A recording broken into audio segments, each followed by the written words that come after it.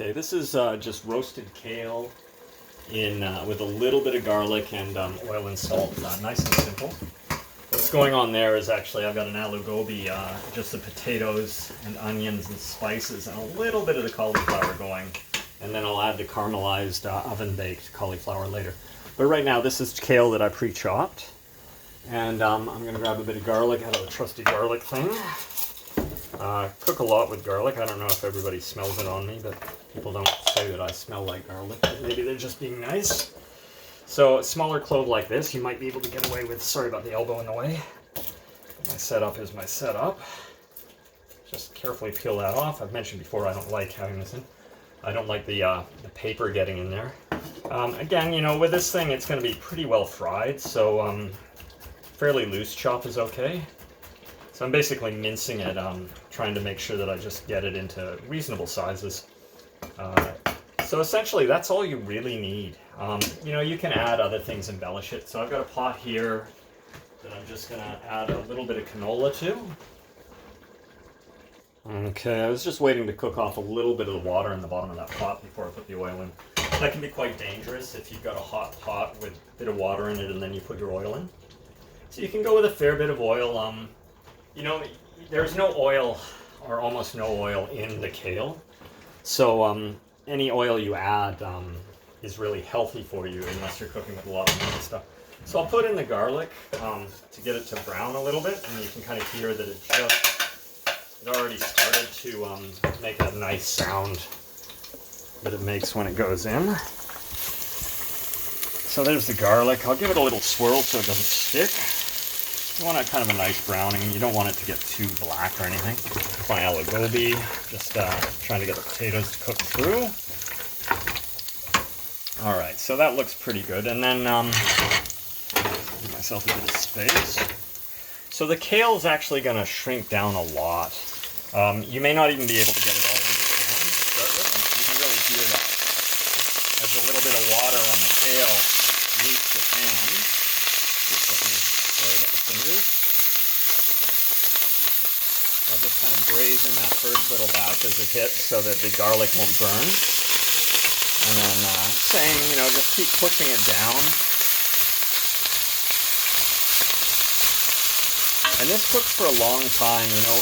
That initial scalding is really nice for flavor, but ultimately this cooks for a long time and you can't keep it on a high heat for the whole time. So I'm just going to keep packing down the food and then the leaves of the kale. Try and get a bit of oil and a bit of braise on every leaf as it goes in.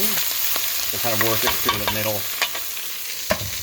And see, I've probably got about another handful to go in, and it's just starting to compress enough that it's going to go in to this pot. But, you know, this is really going to come down, and there's only going to be a cup of kale or so when it's done. It's the same with spinach, you know.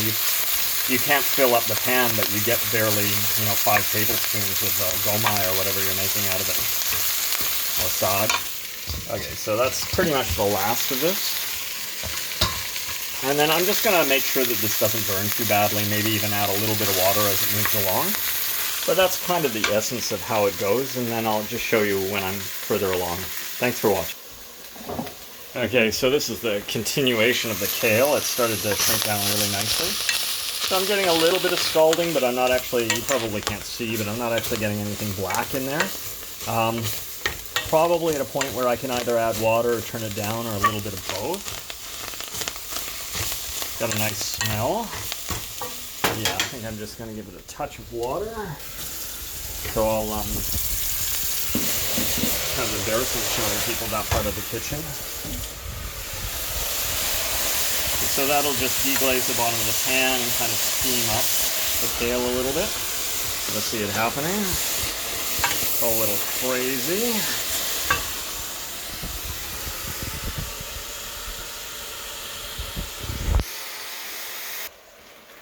So at this point with the kale, I'm just going to add a bit of salt to taste.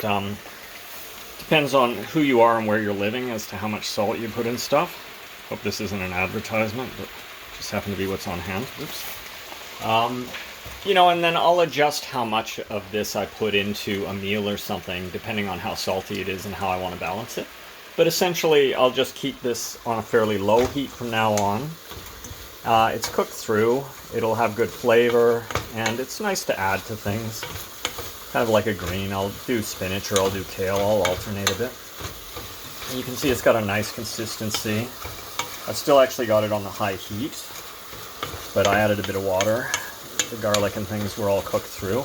You can just see a little bit of browning on the bottom of the pan, and that just deglazes every time you run the kale over it. So that's almost perfect if you can kind of keep up that consistency.